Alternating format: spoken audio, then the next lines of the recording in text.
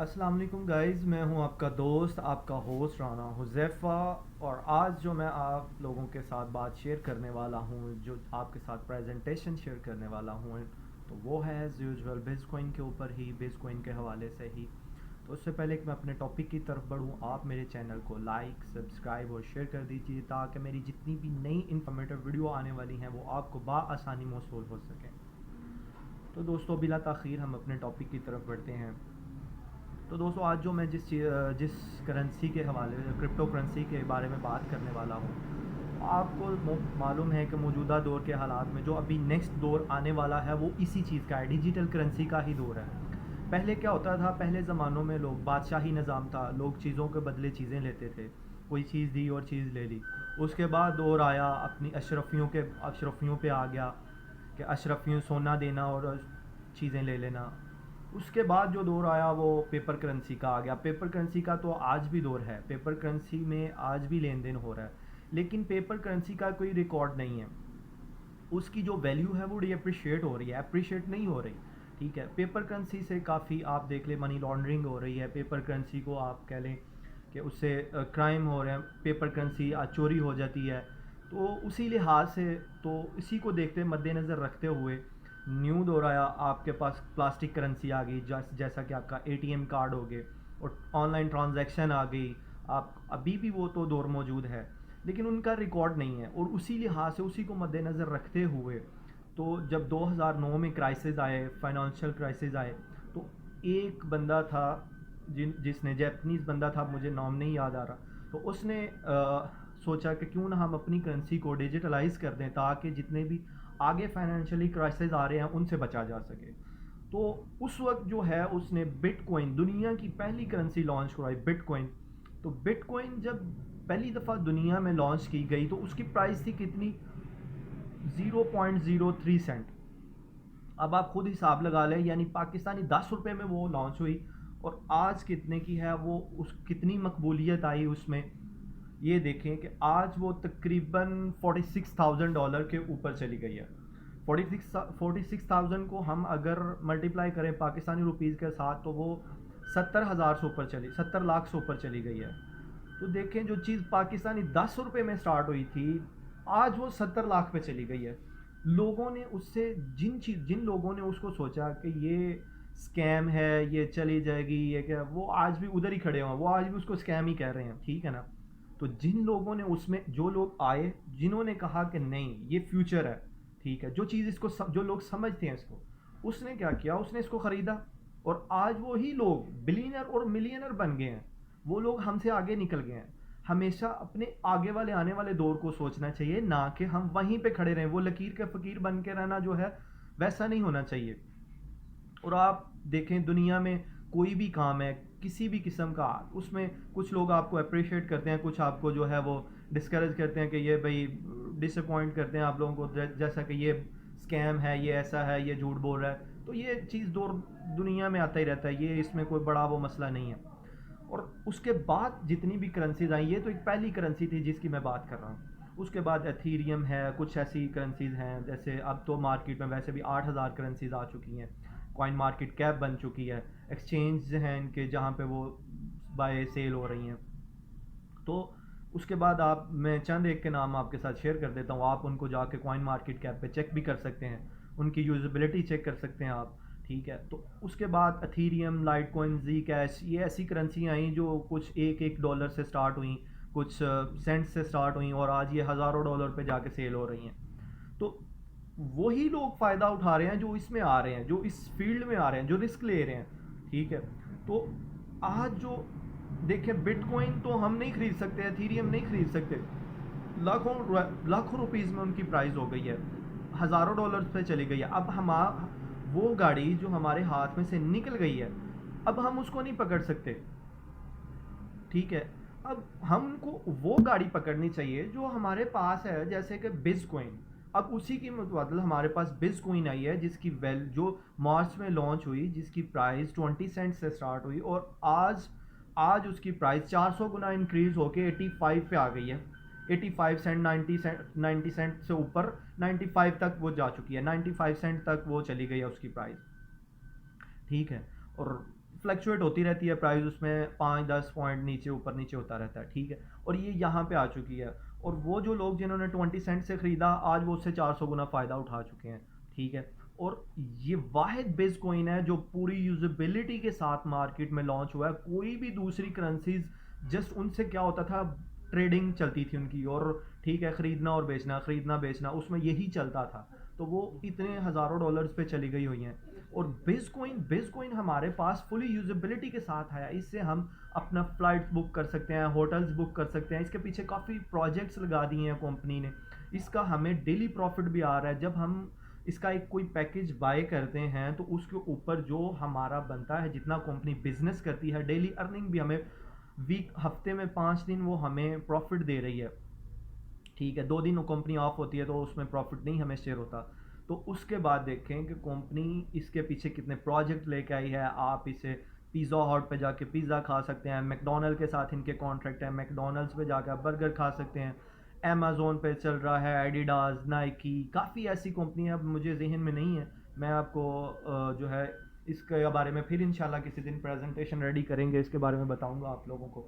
तो ये चीज़ है, देखें ये कंपनी फुली प्रोजेक्ट के साथ लॉन्च हुई, जिसको आप आम यूज़ भी कर सकते हैं। जहाँ पे आपने पैसा देना है, जहाँ पे आपने रियाल देने हैं, डॉलर देने हैं, वहाँ पे आप इसको यूज़ कर सकते हैं, इस करेंसी को दे सकते हैं।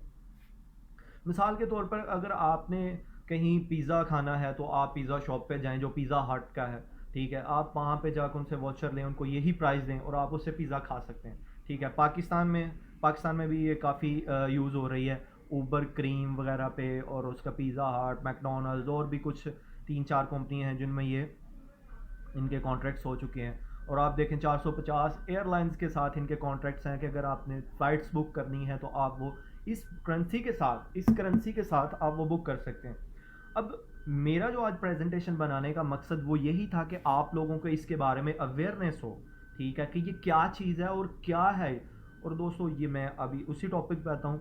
देखिए एक बिटकॉइन आगे आने वाले दौर की डिजिटल करेंसी है, ठीक है। ये ऐसा नहीं है कि ये कोई फ्रॉड है, ये कोई चीज़ है, नहीं, ये पैसा है आपका, ठीक है।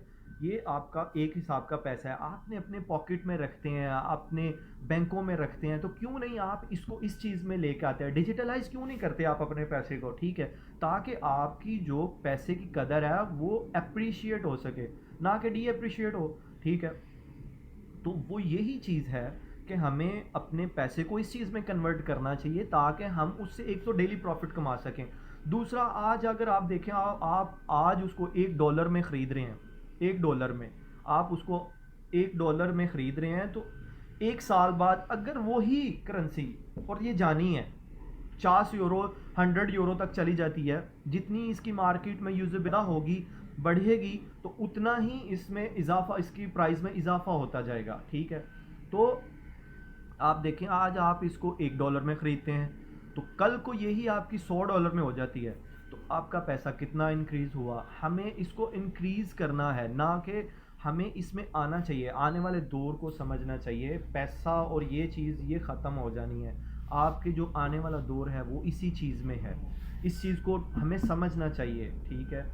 और सबसे बड़ी बात, हमारे पास प्रोजेक्ट्स हैं इसके पीछे बहुत बड़े लगे हुए, इस चीज़ को समझना चाहिए, ठीक है।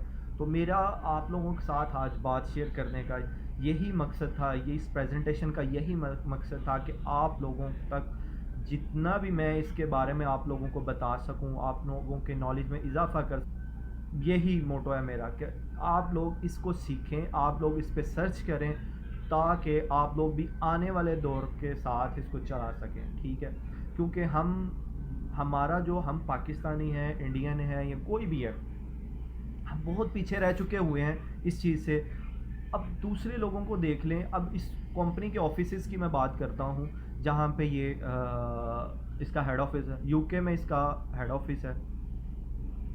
उसके बाद इसका जो दूसरा है, जो रजिस्टर्ड ऑफिस हैं, तो वो है यूएई में है, एस्टोनिया में है, और इस तरह के मुख्तलिफ छोटी छोटी ब्रांचेज़ इनकी अलग अलग मुल्कों में हैं। तो हमें इस चीज़ को 200 पिक करना चाहिए, हमें इस फील्ड में आना चाहिए, इससे डेली अर्निंग आ रही है, इससे हमें डेली का प्रॉफिट आ रहा है। जो लोग चाहते हैं कि मैं इसमें इन्वेस्ट कर दूं, ठीक है, वो अपने बैंक में भी पैसे रखते हैं, तो वो इस बैंक में रखें, वो इस चीज़ में ही इस कंपनी के साथ आएँ, यहाँ पे इन्वेस्ट करें।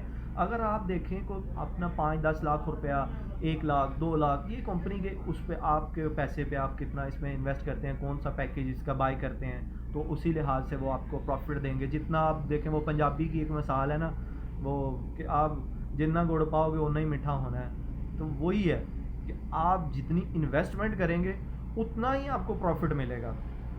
इसके जो पैकेजेस हैं वो 50 यूरो का है, 100 यूरो का है, उसके बाद आपका 500 यूरो का है, 1000 यूरो का है, उसके बाद हमारे पास 5000 यूरो का पैकेज है, 10,000 यूरोज़ का पैकेज है, 25,000 यूरो का पैकेज है, ठीक है, वीआईपी पैकेज हम उसको कहते हैं। और उसके ऊपर जो अर्निंग आती है, मैं आपको थोड़ा सा अंदाजे के साथ बता देता हूँ। 25,000 यूरोज़ का जो पैकेज है उसके ऊपर जो डेली अर्निंग आती है वो तकरीबन 50 यूरो, यानी 50 यूरो तक आ जाती है। इससे कम भी होती है और ज़्यादा भी होती है, यह एक फ़िक्स नहीं है। जितना कंपनी बिजनेस करती है उसी हिसाब से वो आपको आपके पैकेज के ऊपर आपको प्रॉफिट शेयर करती रहती है। तो ये हमें डेली अर्निंग आती है, ठीक है। 1000 यूरो वाले पे भी डेली अर्निंग आती है, 50 यूरो वाले पे भी डेली अर्निंग आती है, 100 यूरो वाले पे भी डेली जो है वो अर्निंग इसके ऊपर डेली प्रॉफिट देती है। तो डेली एक तो अगर आप नेटवर्किंग करते हैं, नेटवर्किंग में आ जाते हैं, तो वो उससे तो आप ज़्यादा प्रॉफिट कमा सकते हैं। और अगर आप नेटवर्किंग नहीं भी करते तो आप देखें इससे अपने डेली अर्निंग जो आपको आ रही है उससे भी आप फ़ायदा उठा सकते हैं। कोई भी ऐसा प्रोजेक्ट, कोई भी ऐसा बैंक या कोई भी ऐसा वो नहीं है जो आपको इस तरह पैसा दे।